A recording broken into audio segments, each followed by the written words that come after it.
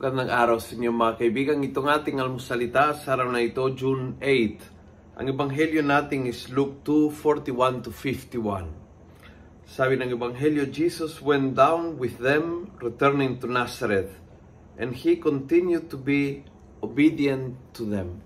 Jesus continued in his being obedient. Bagamat siya ay Diyos, obedient sa kanyang parents. Tinuturuan na ang obedience ay isang bagay na mahalaga. Ang obedience ay isang bagay na nakakatulong sa ating lumaki, lumago. At hindi nung tayo ay maliit na bata. Hanggang ngayon, kung natuto kang sumunod, kung natuto kang na hindi ikaw at yung gusto mo ang masunod all the time. Kung natuto ka na mayroon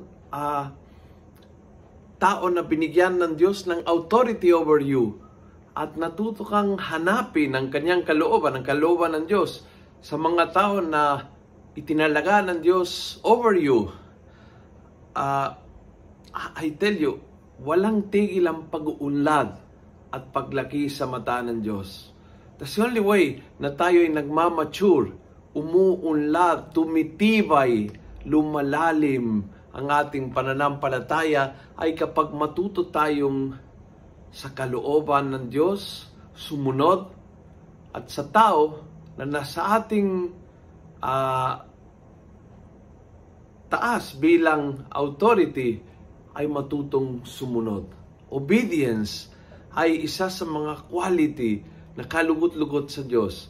Kasi obedience means hanapin ng buong puso ang kanyang kalooban. Obedience means dudahan na ang lahat ng gusto ko ay tama. Obedience, ibig sabihin, kaya ko may santabi ang gusto ko, basta uunahin ko ang gusto ng Panginoon.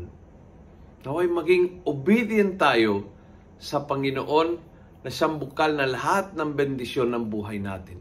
Kung nagustuhan mo ang video ito, pass it on. Punuin natin ang good news ang social media. Gawin natin viral, araw-araw ang kalooban ng Diyos. God bless.